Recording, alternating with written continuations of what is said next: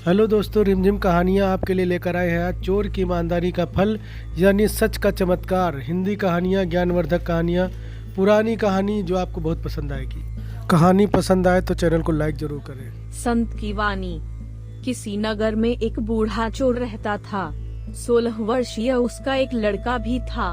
चोर जब ज्यादा बूढ़ा हो गया तो अपने बेटे को चोरी की विद्या सिखाने लगा। कुछ ही दिनों में वह लड़का चोरी विद्या में प्रवीण हो गया। दोनों बाप बेटा आराम से जीवन व्यतीत करने लगे। एक दिन चोर ने अपने बेटे से कहा, देखो बेटा, साधु संतों की बात कभी नहीं सुननी चाहिए। अगर कहीं कोई महात्मा उपदेश देता हो तो अपने कानों में उंगली डालकर वहाँ से भाग जाना, समझे?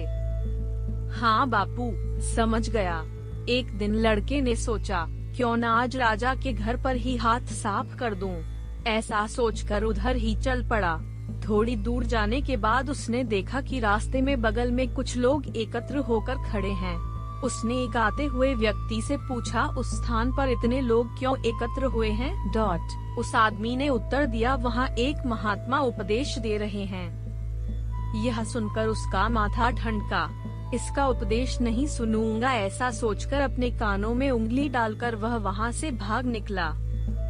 जैसे ही वह भीड़ के निकट पहुंचा, एक पत्थर से ठोकर लगी और वह गिर गया। उस समय महात्मा जी कह रहे थे, कभी झूठ नहीं बोलना चाहिए। जिसका नमक खाएं उसका कभी बुरा नहीं सोचना चाहिए। ऐसा करने वाले को भगवान सदा सुखी बनाए रखते हैं। ये दो बातें उसके कान में पड़ी। वह झटपट उठा और कान बंद कर राजा के महल की ओर चल दिया। वहाँ पहुंचकर जैसे ही अंदर जाना चाहा कि उसे वहाँ बैठे पहरेदार ने टोका, अरे कहाँ जाते हो? तुम कौन हो?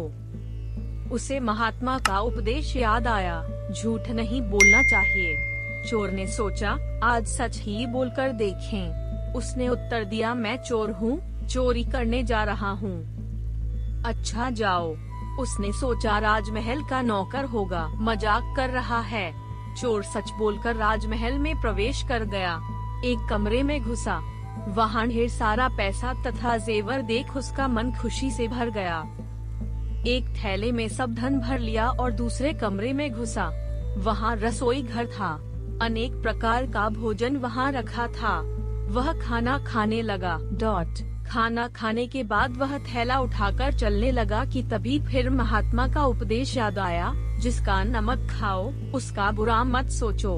उसने अपने मन में कहा, खाना खाया उसमें नमक भी था, इसका बुरा नहीं सोचना चाहिए। इतना सोचकर थैला वहीं रख वह वापस चल पड़ा। पहरेदार ने फिर पूछा, क्या हुआ, चोरी क्यों नहीं की? देखिए, जिसका नमक खाया है उसका बुरा नहीं सोचना चाहिए। मैंने राजा का नमक खाया है, इसलिए चोरी का माल नहीं लाया, वही रसोई घर में छोड़ आया। इतना कहकर वह वहाँ से चल पड़ा।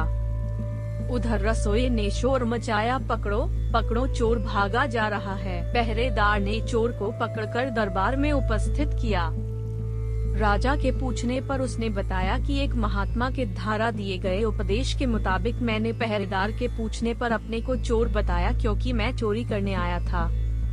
आपका धन चुराया, लेकिन आपका खाना भी खाया जिसमें नमक मिला था, इसीलिए आपके प्रति बुरा व्यवहार नहीं किया और धन छोड़कर भागा। उसके उत्तर पर राजा बहुत खुश हुआ और उसे अपने दरबार में नौकरी दे दी। वह 2-4 दिन घर नहीं गया तो उसके बाप को चिंता हुई कि बेटा पकड़ लिया गया, लेकिन 4 दिन के बाद लड़का आया तो बाप अचंभित रह गया अपने बेटे को अच्छे वस्त्रों में देखकर।